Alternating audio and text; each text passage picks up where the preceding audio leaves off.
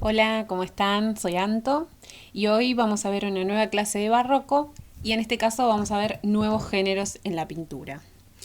En el barroco van a empezar a clasificarse más específicamente a los pintores que pintaban, por ejemplo, paisajes, que los que pintaban cuestiones religiosas, que los que pintaban naturaleza muerta. Y es esta clasificación la que vamos a ver hoy porque van a surgir nuevas formas de pintar. Pero cuando hablamos de géneros, estamos hablando de una clasificación por el tipo de tema que tratan las pinturas, ¿sí? Entonces los nuevos géneros van a ser el retrato del grupo, la pintura de paisaje, las naturalezas muertas, las escenas de género y la pintura de historia. Ahora vamos a ver cada una de ellas, pero otro dato muy importante es que según qué tipo de pintura era, valía una determinada cantidad de dinero. Entonces, la que menos valía era obviamente cuál. La pintura de cualquier mujer, ¿no? O no valía nada. Ya lo veremos en artistas mujeres. Pero la que menor valía era la de paisaje, cuando hablábamos de los hombres. Los paisajes en general también se hacían en pequeños tamaños y así vamos a ir viendo hasta la pintura de historia, que es la que más cotizaba, e incluso las que algunas miden 3 y pico de metros, 4 metros, y eran muy grandes y se pagaba mucho dinero por aparecer. Los retratos también tenían su cotización. Siempre cuando ahora vamos a empezar a hablar de todas estas pinturas, tenemos que tener en cuenta todo lo que hablamos la clase pasada, ¿no? Cómo cambia la forma de pintar, el tipo de fondos, la oscuridad, las formas abiertas, la luz teatral. Después vamos a analizar en algún momento a los artistas específicos, pero tenemos que pensar que todo lo que vimos la clase pasada se aplica a esto también, obviamente. Bueno, lo que vemos acá es la famosa pintura de Rembrandt, pintor holandés, el de retrato de grupo. Es un ejemplo de retrato de grupo, es la lección de anatomía. Supuestamente este hombre, que ahora lo vamos a agrandar, este hombre, ting, se llamaba Nicolas Tulp. Este fue un encargo del gremio de cirujanos y ese señor que está ahí un poco pálido, no tomó mucho sol en mucho tiempo, en realidad era el cadáver de un criminal que había sido ahorcado ese mismo día. Eh, lo que es interesante es que cada uno de estos hombrecitos que están al costado, como asombrados, concentrados, escuchando atentamente, en realidad lo que hicieron fue poner un dinerillo arriba del otro, ya que la mayoría no eran eminencias, no eran grandes cirujanos ni grandes médicos, sino que habían puesto la plata como si fuera, no sé, una foto de un equipo de fútbol y quieren aparecer todos al lado de Messi. Bueno, acá el que más plata ponía estaba más cerca de Messi, que bueno, podemos suponer que era este señor de bigot, todos tienen bigotito. Bueno. Entonces, este es un retrato de grupo. Siempre que veamos esto, nosotros en el Renacimiento no veníamos viendo este tipo de pinturas, pero siempre tenemos que pensar, aunque por un lado es como gracioso, tenemos que pensar que esto era dinero, en su mayoría no era que se ganaron el lugar como médicos. Bueno, lo siguiente que vamos a ver es otra de Rembrandt también, que esta es la ronda de noche. Al final del Power también se las voy a volver a nombrar porque también la consideramos como pintura de historia. En los retratos de grupo tenemos que pensar que si queremos, históricamente se puede buscar quiénes están ahí retratados. Y después, bueno, cuando analicemos a Rembrandt, este personaje como angelical que vemos acá, vamos a ver su historia detrás, ¿no? Bueno, después tenemos la pintura de paisajes. Ya dijimos, va a ser específicamente despreciada. ¿Saben hasta cuándo no se aprecia la pintura de paisaje? Hasta la aparición de los impresionistas. O sea, faltan siglos para que se considere como pintura importante. En realidad los paisajistas eran despreciados y eran considerados menores, sobre todo porque Bueno, el retrato en sí siempre fue más apreciado, ¿no? Pero estas cuestiones de los contrastes, de la teatralidad, del dramatismo que veníamos hablando en el barroco, lo vamos a seguir viendo también en los paisajes. Y una de las cuestiones más interesantes y que son apasionantes en este periodo barroco va a ser la cuestión de las naturalezas muertas. Acá sí vamos a ampliar estas género, el género se va a ampliar, sobre todo porque vamos a empezar a ver los elementos de la existencia en sí mismos. Esta es una naturaleza muerta, muchas veces las podemos nombrar también como bodegón, ¿sí? Bodegón, también como cuadros de comedor, cuadros de desayuno. Lo interesante es que en el periodo barroco vamos a ver todo lo que es el círculo de la vida, ¿no? Como vemos por acá, vemos flores, pimpollos que recién abren, flores en su mejor estado y después las flores marchitas, secas. Lo mismo con las frutas, acá vemos las uvas en perfecto estado, después vemos unos higos como todos ya podridos. La mariposa, un excelente ejemplo de la metamorfosis, ¿no? De estos cambios. Entonces el barroco se va a divertir mucho mostrándonos estos elementos. Acá tenemos otro donde que también se considera bodegón o naturaleza muerta, donde directamente vemos a las presas, ¿no? Este es un conejo que, pobrecito, recién lo cazaron. Y acá miren la mirada del perrito mirando todos los pajaritos ahí muertos. Pero también constantemente vemos el contraste, ¿no? El contraste de la vida con la muerte. ¿Sí? Lo efímero de la vida, lo rápido que pasa. Entonces, esto va a ser muy enfatizado en la pintura barroca. ¿Sí? Después también tenemos, como acá vemos, este es de Zurbarán. Yo después les voy a pasar un link del Museo del Prado donde hablan de esta obra, que en realidad están ordenados como todos alineados. Y no hay ningún elemento natural, sino que esto tiene que ver con otras cosas. Pero también vemos los diferentes materiales, podemos distinguir que lo compone. Acá hay un poco de bronce, porcelana, terracota que no brilla. Entonces todo esto que habíamos hablado la semana pasada de el barroco, de esta iluminación tan específica, ¿no? Esta iluminación dramática y teatral, la vamos a seguir viendo. Y obviamente acá este fondo oscurísimo, casi infinito, como habíamos hablado, lo vemos específicamente. Y también podemos decir que acá los elementos están como puestos en un escenario, de alguna forma, están ahí ordenaditos.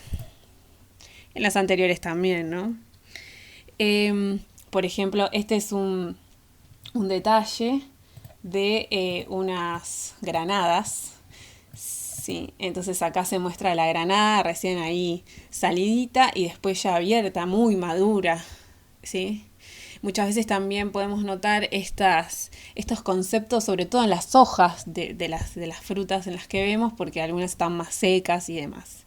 Entonces, esta cuestión del paso del tiempo. Acá vemos otras también, otro dentro de esta naturaleza muerta, entonces tenemos el bodegón, tenemos en otros libros hablan de cuadros de desayuno, cuadros de bodegón, y después también hay algunos específicos donde solo vemos plantas, flores específicamente, que se llaman ramilletes. Este es uno, en realidad este tiene algunos elementos que son como unos caracoles también, como hablando de esa carcasa que se va, el bicho se muere y eso queda, también como una ausencia, presencia, estos contrastes constantes, pero en los ramilletes se ve específicamente siempre este tema del círculo de la vida, como les conté. Este es la famosa cesta de frutas, ¿sí? De Caravaggio, excelente ejemplo para hablar de esto, ¿sí? Además del detalle, fíjense esta luz, de dónde proviene, estos brillos que vemos en las uvas, de dónde proviene. Y, por ejemplo, vemos la manzana esta ya está como comidita ahí, como que va a venir un gusanito en cualquier momento. Ven estas hojas como achicharradas, esta en perfecto estado, estas más achicharradas, ¿sí? Esta es también como de la vid, como que ya le pasó su tiempo, en cambio esta no. Los higos también, más maduros, menos maduros. Entonces, esto lo vamos a seguir viendo, e incluso si la obra no es específicamente, por ejemplo acá, una naturaleza muerta y está solo un costado, también lo vemos. Por ejemplo, en el personaje Baco, con cesto de frutas, está el personaje principal es Baco, pero al costadito tenemos una pequeña naturaleza muerta donde vemos esta misma cuestión. Bueno, y uno de los conceptos principales que van a aparecer y que después van a perdurar en el tiempo es las vanitas. ¿Qué son las vanitas con B corta? Vanitas viene de una frase en latín que es la siguiente: vanitas vanitatum omnia vanitas, que significa en realidad que vanidad de las vanidades, todo es vanidad. En realidad vamos a ver pinturas, que yo ya les había adelantado en la clase pasada, donde sobre todo va a estar la presencia de la calavera, ¿no? Pero también esta cuestión de la flor, como les habíamos contado recién, la calavera y los relojes de arena. ¿Sí? ¿Qué son las vanitas? Representan lo efímero. Otra vez, en este caso mucho más específicamente y como que nos llega un poco más al corazón, con la calavera, ¿no? Lo pasajero. Entonces, en realidad, el mensaje barroco, por medio de estas pinturas que se quiere dar, acuérdense esto que vimos la primera clase, el concepto de que el barroco quiere atraer adeptos a la iglesia. Entonces, tenemos que apelar a sus emociones, y acá estamos apelando a las emociones mostrándonos una calavera de frente, ¿sí? Entonces nos quieren decir, bueno, lo material es insignificante, los placeres terrenales son insignificantes, lo que vale acá es cultivar tu interior. ¿Y cómo lo cultivamos? Por medio de la fe, ¿sí? Eso sería la cuestión principal. Ahí está el señor triste porque vio la calavera. Bueno, acá otro ejemplo. ¿Sí? Muchas veces, como yo les había dicho la vez anterior, la vela, ¿no? La vela está prendida, pero en algún momento se apaga, como nuestras vidas. Entonces, el concepto del barroco es esto: no malgastemos la vida en cosas mundanas, en joyas. Muchas veces aparecen las perlas en estas pinturas, en joyas, en oro, en lujos, en placeres, sino que tenemos que alimentar el alma, ¿sí? Un sentido de la vacuidad y ¿cómo lo van a hacer? Por medio de estos elementos que la calavera, las flores, el reloj, la vela, son todos simbólicos. Sí, por ejemplo, en esta pintura, acá vemos una nuez como que ya estaba tan madura que se abrió. Bueno, eso es simbólico. Entonces acá el barroco, en general el barroco, pero sobre todo en esto de las vanitas, en este género, van a ser sumamente simbólicos, ¿sí? Acá, por ejemplo, este es un retrato. Acá podríamos encontrar dos de estos como clasificaciones juntas. Un retrato de grupo, que es de la familia, y con las vanitas al costado, como les decía hace un ratito.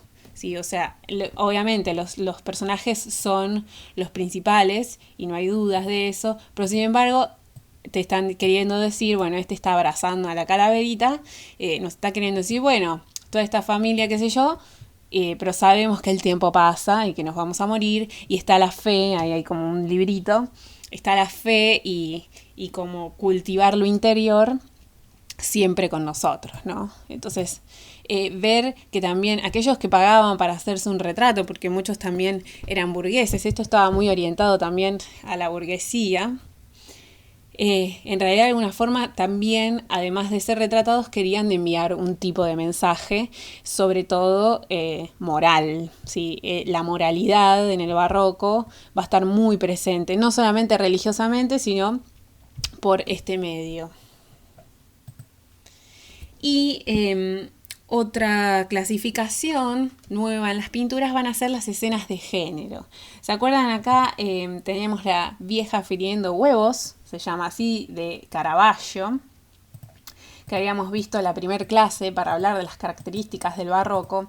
Bueno, y acá al costadito tenemos de Velázquez, ¿sí? También son escenas de género, también generalmente eran orientadas hacia la burguesía. Estas pinturas valían muchísimo menos que las pinturas de historia o las de retratos. Y en realidad la cuestión era retratar lo cotidiano, ¿sí? Acá estaba ahí rompiendo unos ajos, cocinando unos pescados. Obviamente, repito, las características de la teatralidad, de apelar a las emociones, siguen estando, eso no se pierde nunca. Entonces muchas veces nos muestran interiores, nos muestran algunos mercados, algunas fiestas populares. En realidad son historias menores, historias, si se quiere decir, como vulgares, porque ellos no son dioses, no es la crucifixión, ni nada de eso, pero que al mismo tiempo nos están dando como un mensaje moral. Muchas veces, sobre todo en el barroco, pueden aparentar ser escenas cotidianas, pero después tienen detrás algo más alegórico, más simbólico. Sí, tenemos siempre que sospechar de las pinturas así. Y después finalmente, y lo que es que va a valer muchísimo cada pintura es las pinturas de historia, que quizás son un poco más difíciles de encontrar en el barroco, los vamos a encontrar mucho más después en los siguientes periodos de la historia, pero son de hechos que supuestamente sucedieron. En este caso en la ronda de noche, después la veremos si sucedió o no, pero fíjense el tamaño. Esta es una noticia reciente que salió que lo van a restaurar esta pintura. Fíjense el tamaño, prácticamente los personajes son del tamaño de la gente en realidad, ¿sí? Entonces son metros y metros y esto valía mucha plata y todos los que están acá pusieron mucha papota para estar ahí. Entonces, lo que acabamos de ver entonces son estos nuevos géneros en la pintura. Recuerden, las características permanecen. Y muchos de los artistas que ahora vamos a ver ya específicamente van a realizar varios de estos géneros. No es que un artista se especializaba en uno solo, en general sí, pero por ejemplo Caravaggio va a ser retrato, va a ser naturaleza muerta, va a ser pintura de historia, etcétera, etcétera. Entonces tenemos que ir viendo particularmente la situación de cada artista. Bueno, espero que se haya entendido y nos vemos la próxima clase. Les mando besos.